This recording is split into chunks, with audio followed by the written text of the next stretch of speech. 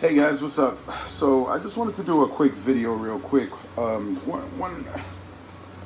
common question that I usually get is around pricing animals. So somebody will produce some stuff and they'll text me, they'll message me, and they'll ask me, hey Oz, what should I price this animal at?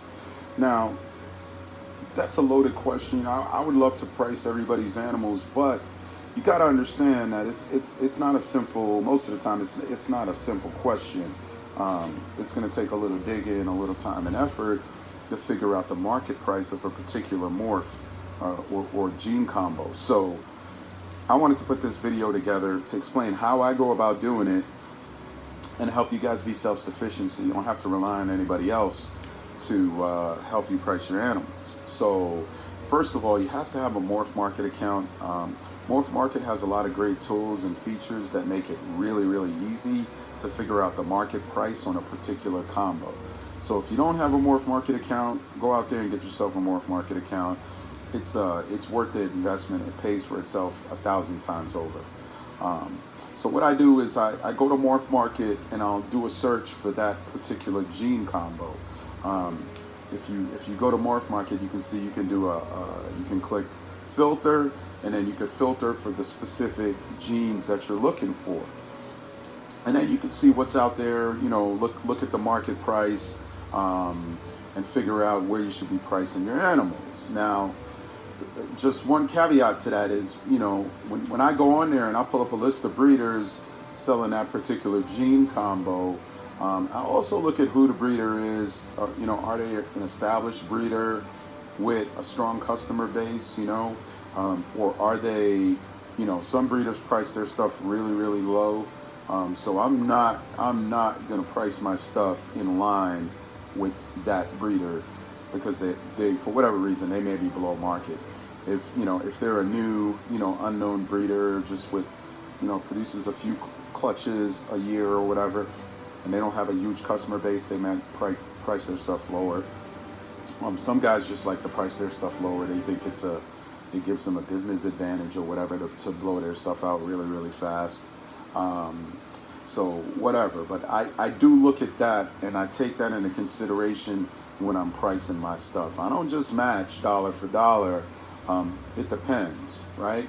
So if I see an established breeder with a strong customer base who's typically, based on my experience, they typically try to get as much as they can for their animals, then I'm gonna price along those lines. Now, what happens when you produce something that's very, very unique and there are no combos, no similar combos out there to compare to?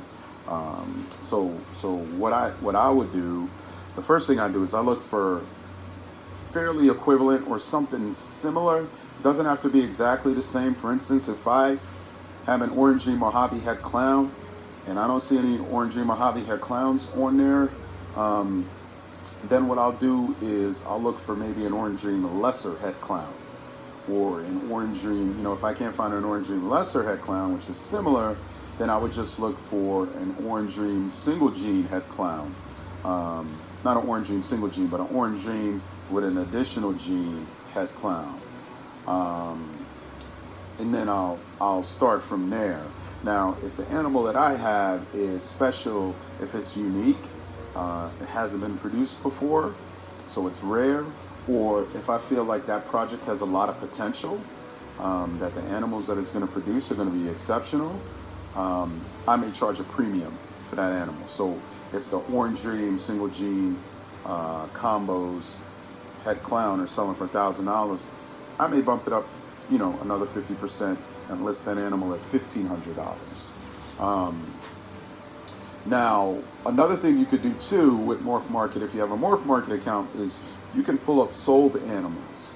So if there are none on the market right now, you could pull up and see what has sold, and if you click on those ads, you can actually see the price that they were listed at. May not necessarily be the price that they sold at, but you can at least see the price that they were listed at, and you can see that animal sold. So that's an indicator that animal was priced, fairly close to market. Another thing you can do if you wanted to dig even deeper, if those sold animals, if you can figure out how long they were listed, and if they sold really, really fast, that's an indication. When you post an animal and it sells like this, that's an indication that you're not charging enough for that animal, that the market would actually pay a higher price. And it's important. It's important to maximize your profits and get as much as you can for your animals. I mean, you may not realize it, but we put a lot of time and effort. We invest our money.